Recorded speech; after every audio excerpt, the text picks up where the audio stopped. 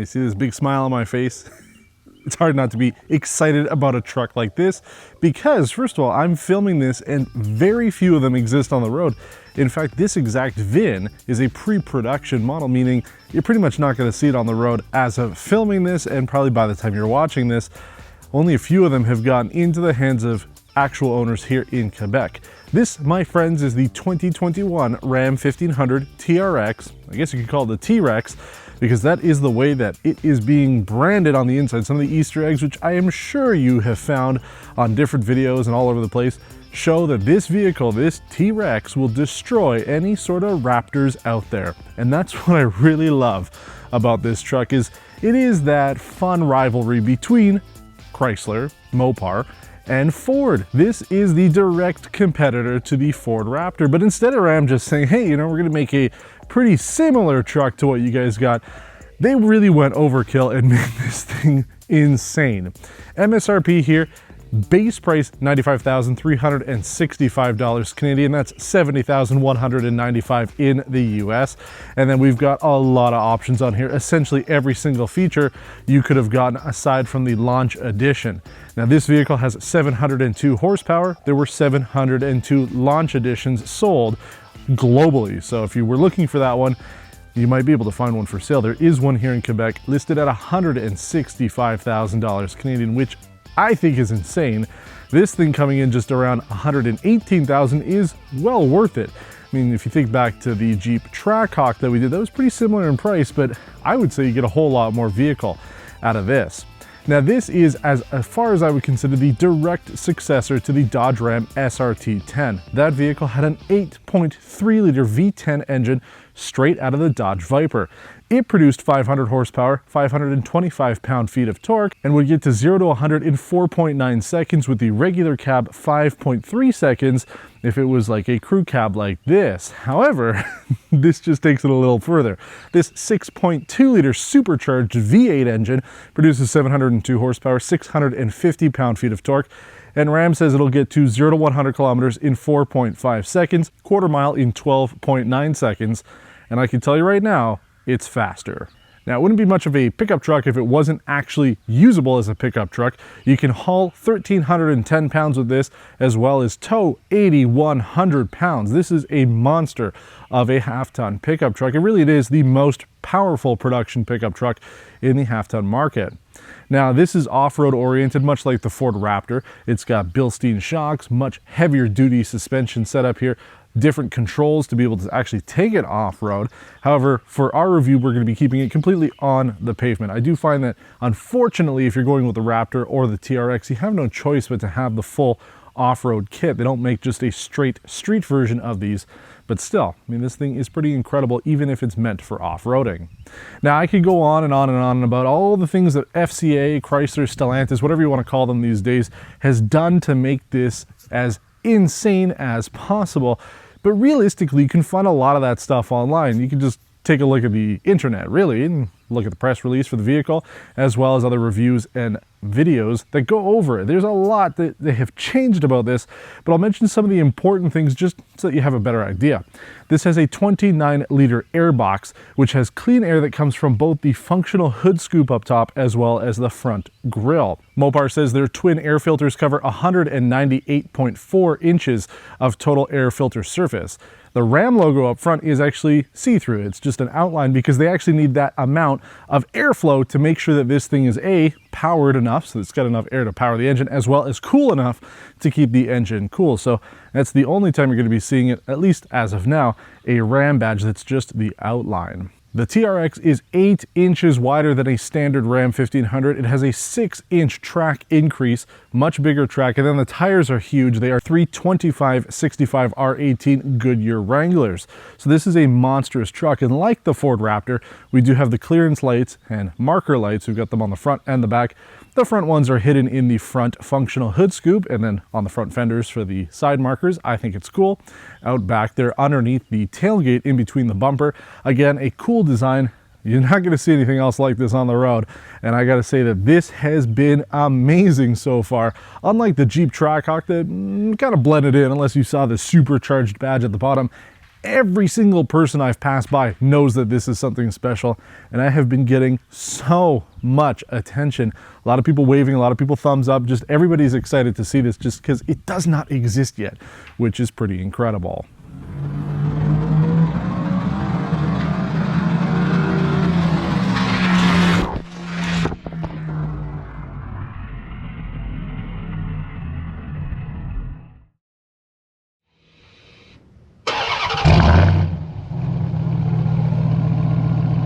Now, I'm not going to spend half an hour going over all the other technical changes about this truck over a regular Ram 1500. It's going to take too long. The point is you can find it all online, but suffice it to say, it's not like Mopar stuck a body kit and a supercharger on this. They spent a lot of time to engineer it properly, which goes to show you that they were committed to making something that was truly incredible, a real successor to that Dodge Ram SRT 10, and something that people will be talking about for a while, because I have to say that this is just, it blows my mind that I have this vehicle in my driveway at this point in time. It's great. Now let's talk about some of the things here that you might want to be aware of. The back Ram badging on the tailgate, that's similar to what we saw on the Ram Rebel. Everything is blacked out here. It's not glossy at all. You've got the TRX badge and the 4x4. We have a number of options on here for the exterior, including the TRX badging on the tailgate and the hood. That costs a pretty penny, and then about $1,000 to make your bed absolutely useless. We have the spare tire mounted in the bed, which actually reduces the overall functionality of the bed. Personally, I would just keep it underneath using the bed if I needed to, but it does take up a lot of space. Maybe though, if you really aren't using it as a pickup truck, you want to do off-roading, it would be easier to have the spare tire there than underneath the truck. So there is functionality to it. Me personally though, I would skip that. The other things you'll notice out back, I mentioned the clearance lights and marker lights. We also have 5-inch rear dual exhausts. And unlike the Trackhawk, this sounds just insanely good. I would say with the Trackhawk, I would probably do a catback exhaust to make it sound a little bit better. With this thing though, it's perfect just the way that it is. Now a couple other mechanical things to note about this. This uses a high torque capacity Torque Flight 8 HP 95 8-speed automatic transmission. Unlike every other Ram that we've driven before, this has flappy paddles as well as an actual gear shifter, which is great if you're using manual shift mode. Mopar also says this is using a Dana 60 solid rear axle with a 3.55:1 axle ratio. There's also a jump detection on here, which Mopar says will help to prevent any driveline damaging power spikes when getting some air with this. So if you go off a little jump, normally the tires will keep spinning. They will sort of adjust things based on the air, the level of jump that you've taken. All sorts of sensors are going off in the vehicle to make sure that when you hit the ground, you don't destroy the truck's transmission and engine and axles. You still don't want to take it off a cliff, but the point is that you can do some hardcore off-roading with this, more so than you would with the Ram Rebel. With all of the suspension changes on this, it does have a 13-inch rear travel for the suspension, so you can do quite a bit. Again, if you're doing rock climbing or any sort of serious off-roading, this thing will be more than capable. I know it's very heavy, but it seems like that's where people are going with these monstrous off-road vehicles. We drove the F250 Super Duty from Ford with the Tremor package. That was a heavy truck, but it was good for off-roading. And same thing with this. If you wanted to do it, you've got more than enough capability to get things done. But let's jump inside now. I want to talk about some of the changes on the inside of this vehicle before we take it on a road test and go over absolutely everything there is to know about the new king of the pickup truck world, the 2021 Ram TRX.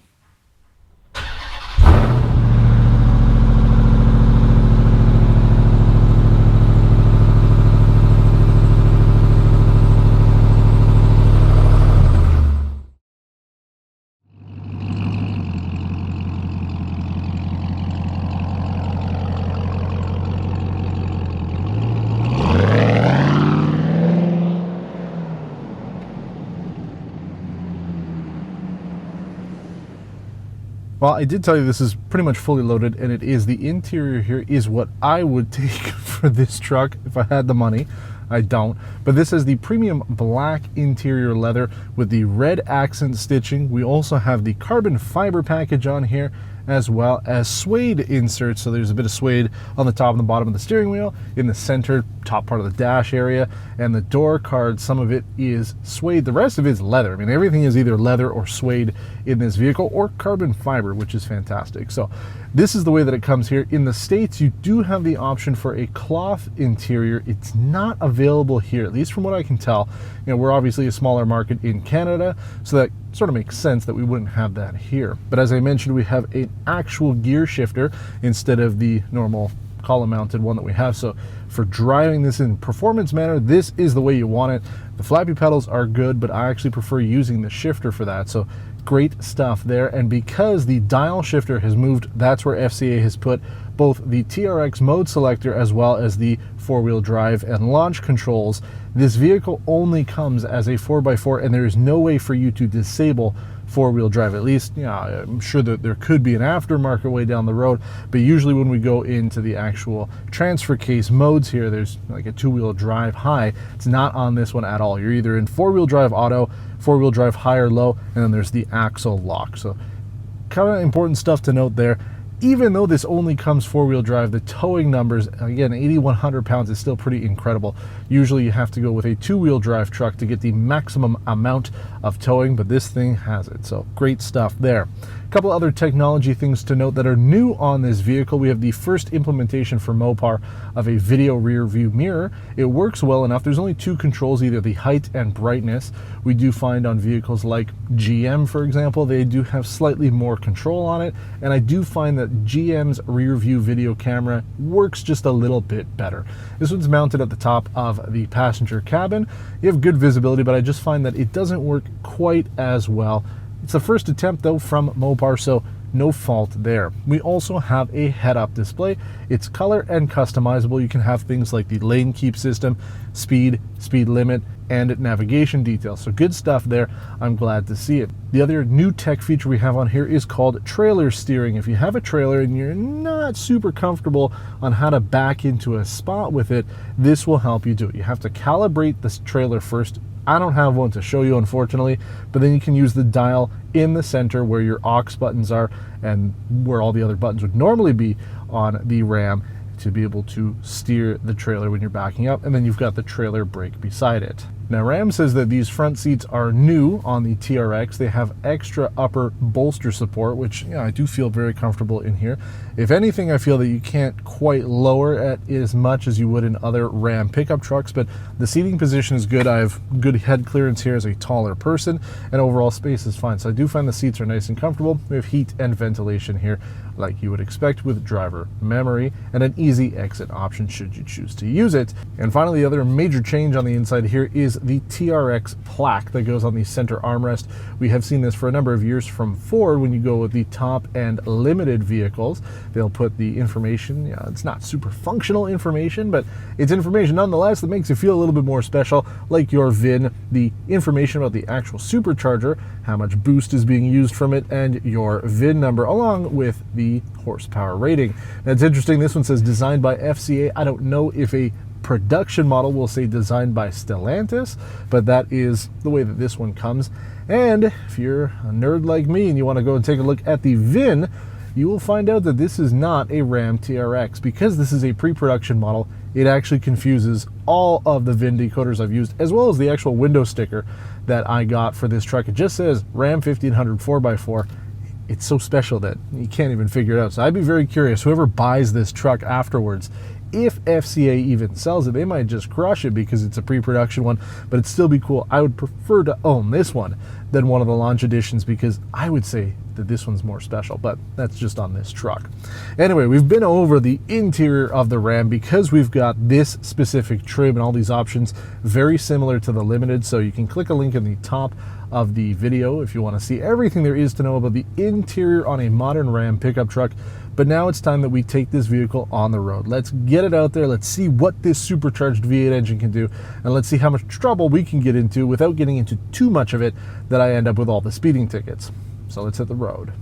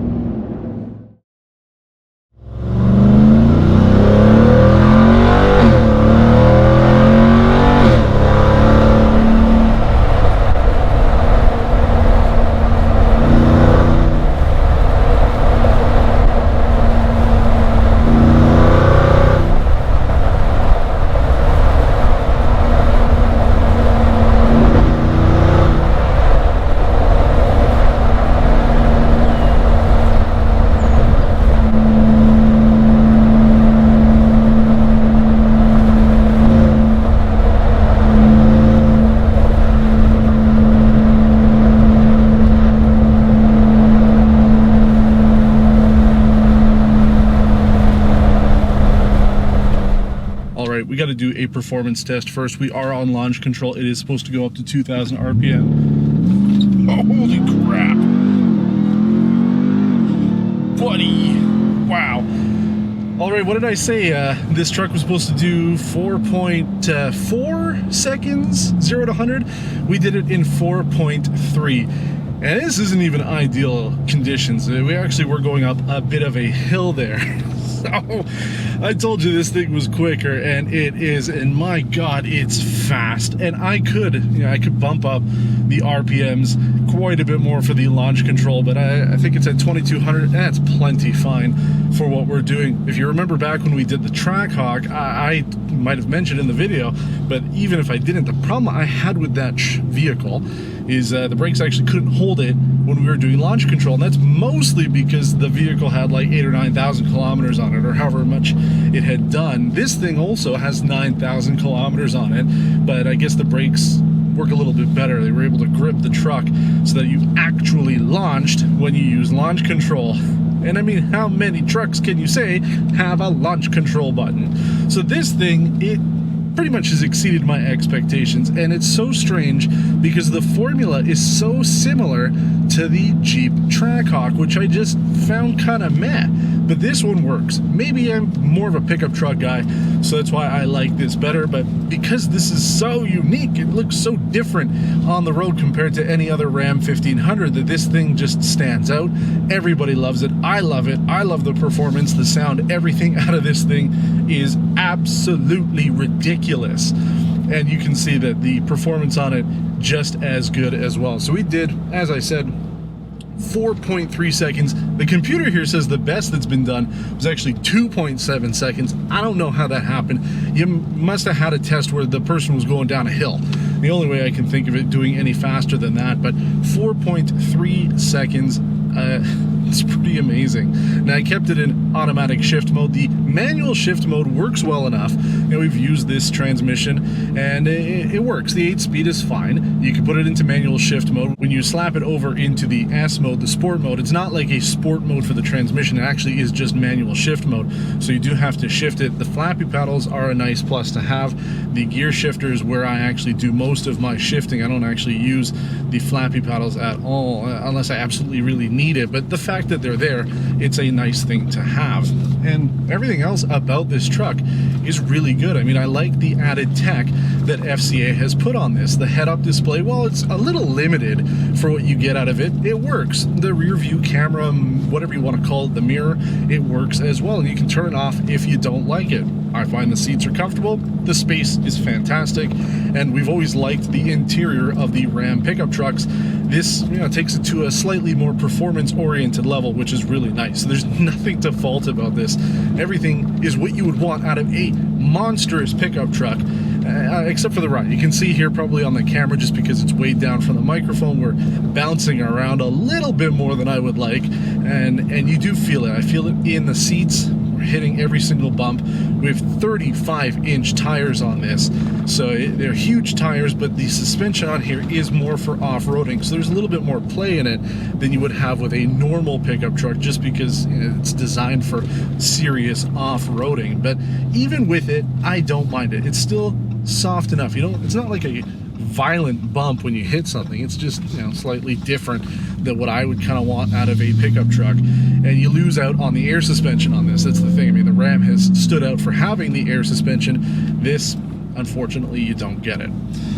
But I would probably be a bad custodian of this truck if I didn't do another launch. But what I want to see quickly, can we change the actual launch parameters here? Let's go into our race options. I could put it up. I don't want to do too much. I don't want to die. But I would say that 2800 is probably good enough. So we're going to activate launch control here. Foot down on the brake. Holy buddy. Wow. Ooh, 4.7. So not as good. Not as good. And I hammered that accelerator. So it depends. You have to play with it. Just like with any vehicle, it's really high performance. You do have to learn exactly where the sweet spot is. So maybe 2200 was the sweet spot for this bad boy to get it to go. Plus, we're on slightly different road. Again, I do feel like we're on a bit of an incline, so there are some factors that could go into it. But I gotta say, I had pretty high expectations for this coming into it, just as I did with the Trackhawk. However, this has met and exceeded them, so I am very happy with this. I am, like, this is one of the reasons why I love doing this job, because the question obviously at FCA or Stellantis or Mopar or Chrysler or Dodge or Ram, whatever you want to call it, the question wasn't, yeah, should we put a big ass engine in our pickup truck, make it off-road oriented, and just blow the competition out of the water? No, that wasn't the question. The question was, why shouldn't we do it? But now the question to Ford is, will they have the guts to put the actual engine tune from the Ford GT Mark II that has about 700 horsepower, and will they put it in the F-150 Raptor? Because the regular D-tune non-race version of the Ford GT still produces about, I think it's 630 horsepower. I'm sure somebody out there will correct me if I'm wrong, but 630 horsepower out of a truck is still pretty crazy. So that would be good. But the problem is, FC has really called out the Ford F-150 Raptor with this truck. I mean, there is no doubt about it that they have put Ford on notice, saying that, hey, this is what we're doing, what's your move? So the next Raptor has to be absolutely insane, and I'm hoping that we can say it's got a Ford GT engine in it. That would be incredible. But I'm curious to see what they will do, because this has set the benchmark.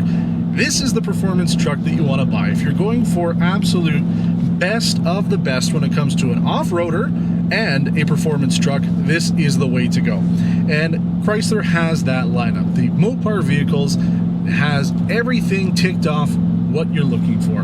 If you just want a straight performance vehicle, go for the Challenger or Charger Hellcat. If you want something that is primarily a performance vehicle with some off-roading capabilities, you can now go for the Trackhawk. It's got the 4x4 capabilities, and there are some options to be able to do off-roading with it, just like a regular Grand Cherokee, but it's not quite the off-road monster that this is. This is the off-roader and performance vehicle, so you keep stepping up in terms of how much off-roading you want to do, and you come with this. But my God, I mean, this thing is just great. I am so impressed with it.